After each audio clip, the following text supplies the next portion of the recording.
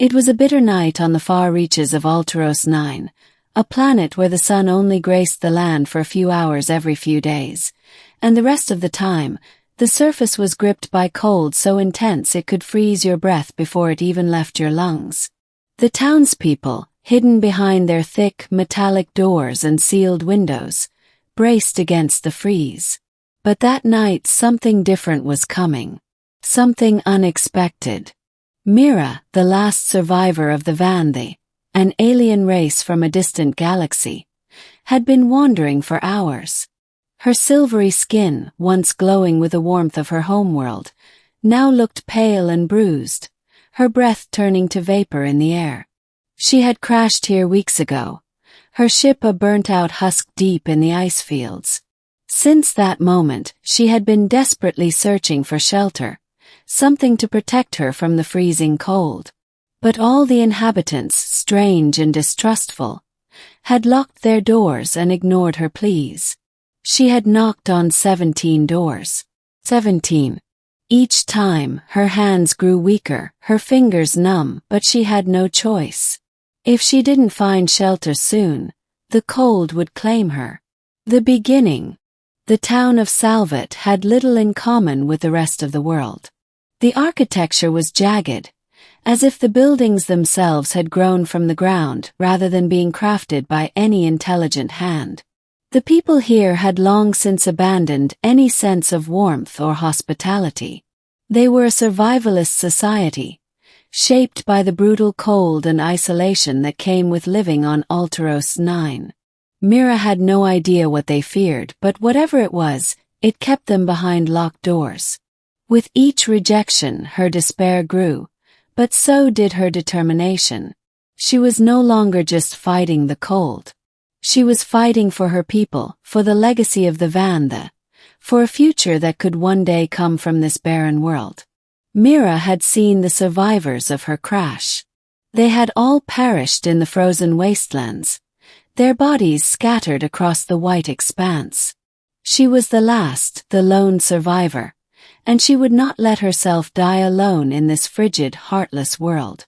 But her resolve was fraying. She had no choice but to knock on the doors to try once more. She had come this far, she could not stop now. The middle. The doors were unyielding. Each knock had been answered with cold silence or muttered curses.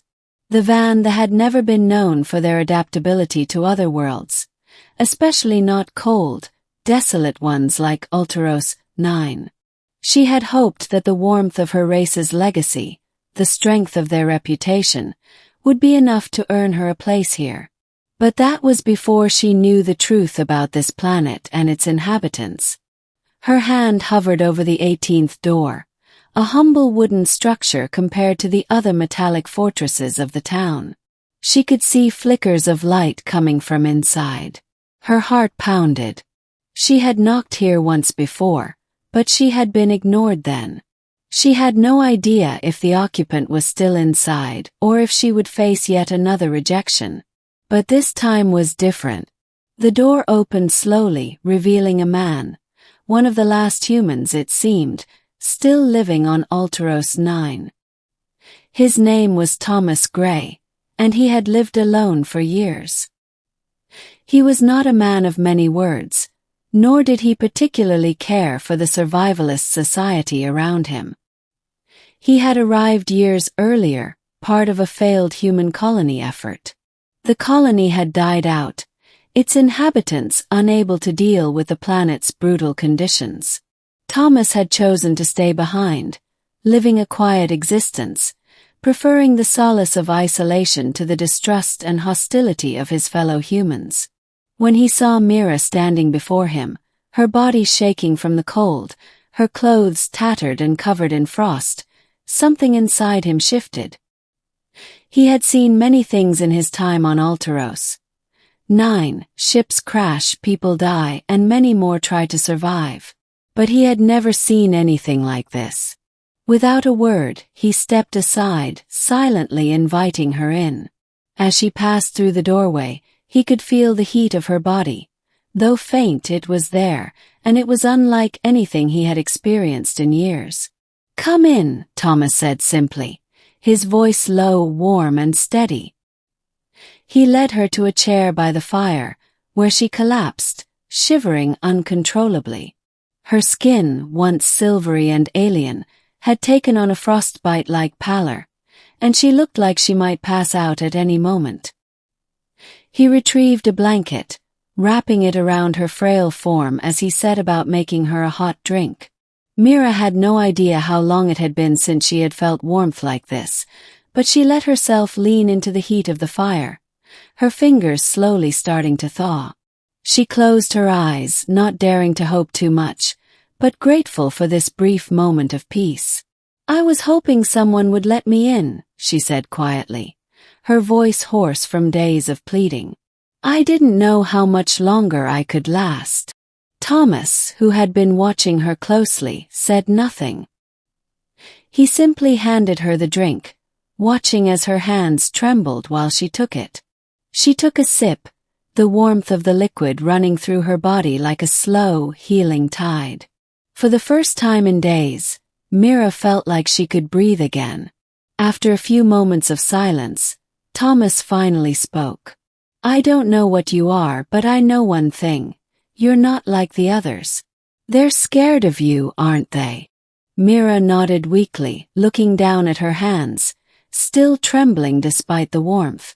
"I'm not from this world. I came here because I needed help. I'm the last of my kind." Thomas studied her for a long moment. He didn't need to ask more questions. She was an alien, that much was clear, but there was something human about her. Something he hadn't realized he missed until that moment. And despite all the warnings the townspeople had given, he felt no fear. Just a deep, inexplicable pull toward this strange woman, alone and desperate like himself. "They're afraid of what they don't understand," Thomas said after a long pause. "But I'm not afraid. Maybe that's why I'm still here." Mira's eyes flickered to his face, searching for something in his words, something that would tell her she wasn't completely alone. What she found was a quiet acceptance, a willingness to share this small moment of humanity, even if they were worlds apart. The silence stretched between them, not awkward but filled with something deeper, a recognition that they were two souls in the vast, frozen wilderness, trying to survive. Then, days passed, and Mira's strength slowly returned. With Thomas's help, she began to rebuild, fixing the rift between her people's hopes for survival and the bitter reality of the ice planet. Together, they crafted tools, repaired the shelter, and began to understand one another in ways that were more than mere survival. Mira learned that the humans of Alteros 9 were not all unkind. Fear had driven them to isolation, but hope, the kind she had almost lost, had not completely vanished. Thomas had lived alone, but that didn't mean he wanted to stay that way forever. She had come into his life, and in doing so, she had opened his eyes to something new, the possibility of connection. As for Mira, she knew that the human warmth Thomas offered was a rare gift. She might have been the last of the band, but in that moment, she realized that even the most frozen worlds could thaw, if only someone would open their door. And so, as the cold night stretched on outside, Thomas and Mira sat by the fire, not alone anymore but together. The 18th door had been the one that opened to hope.